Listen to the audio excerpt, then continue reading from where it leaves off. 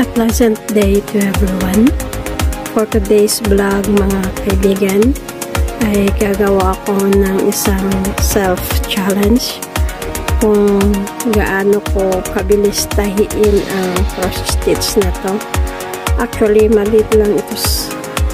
Ang size lang nito is 35 by 45 cm. So bibigyan ko ng target ang aking sarili, which is 1 day lang. Tignan ko mga kaibigan kung kakayanin ko ang challenge na to para sa aking sarili. Kaya samahan ninyo ako guys na manahi sa cross stitch na to. Actually ay Sexy Woman ang pangalan ng pattern na to. Umpisahan ko guys, since nakikita dito yung symbols ng thread o kung paano gawin.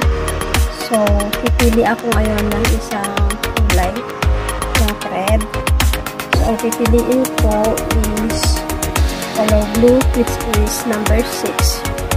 Then ito yung number 6, kaya dito ako huhugot ng red. At ang gagamitin ko is 3 strands ng sinulid, kasi itong isa na to guys is 6 strands. 6 strands ito, kaya kailangan na paghiwalayin into 3. Ayan. So, ayan.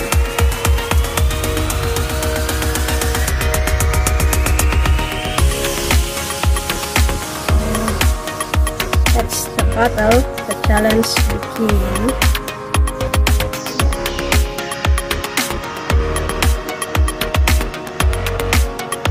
Ayan lang siya.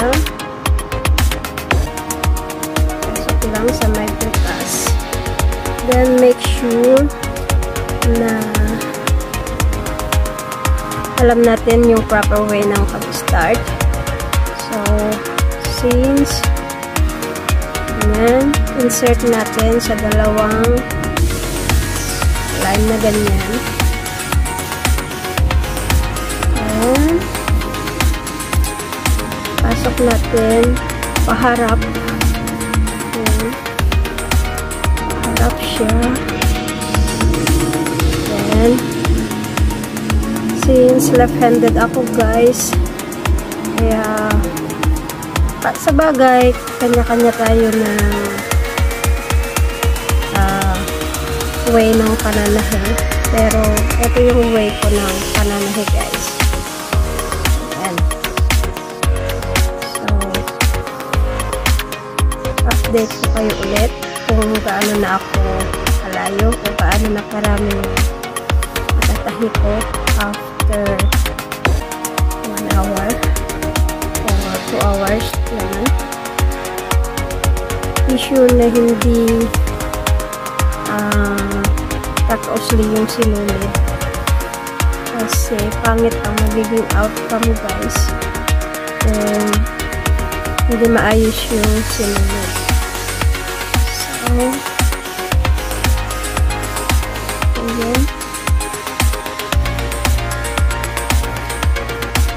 Hopefully mamit ko yung target na binigay ko para sa sarili ko sa challenge na ito.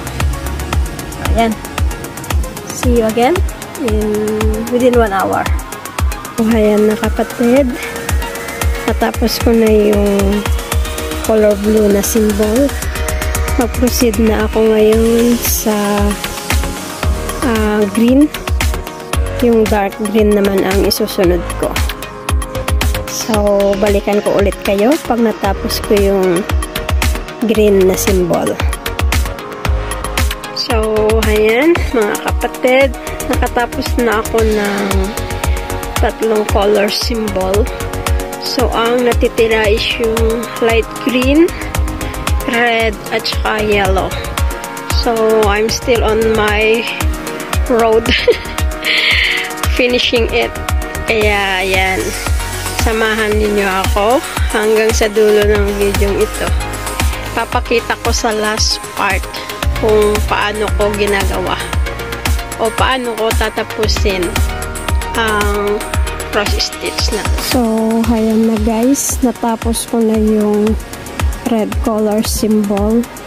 Now, proceed ako sa yellow color na symbol. At last na yung light green color symbol. So, babalikan ko ulit kayo guys. At ipapakita ko after na matahi ko yung yellow symbol naman. So, heto na guys yung last symbol na gagawin ko, yung kulay light green. Gaya ng nakikita ninyo, buo pa na hindi natahi guys. So, ito na yung last part na gagawin ko. So, bali start ko na para after this ay may present ko na sa inyo final outcome ng tinatahi ko. So, samahan niyo ako para tapusin na ang cross stitch na to. At may pakita ko sa inyo ang final outcome after na malabhan. Kasi kailangan pang labhan ito. At matanggal yung mga lines na nakikita ninyo dito. Lahat yan matatanggal guys. Kahit yung mga kulay na to, matatanggal yan once na nilabhan at titingkad yung kulay. Kasi wala na yung mga marking lines at yung color pattern na sinundan natin. So, umpisahan ko guys kung paano ko gawin. Dito sa may ulo, sa mukha. Ayan, nakikita ninyo. So, kailangan lang i-roll ko siya para hindi siya gaano kagabal sa paghawak. Then, lusot ko siya ng dalawang ganyan. Tapos, saka ko insert palabas.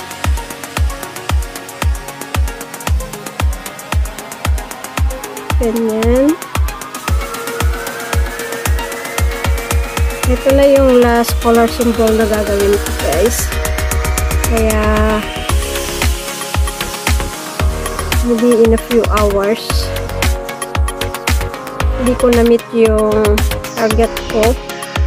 Gawa ng busy rin ang inyong lingkod at kaputol-putol yung time ng paggawa. So, heto na guys yung outcome ng tinahi ko na cross stitch. Bali, lalabhan ko pa ito para mawala yung mga markings niya. Guys, yung final product ng ginawa kong cross stitch, The Sexy Woman, ang nakalagay sa pattern nito. Actually, ang ganda guys, sa totoo lang. Mayroon na akong ginawa nito last time, a few years ago.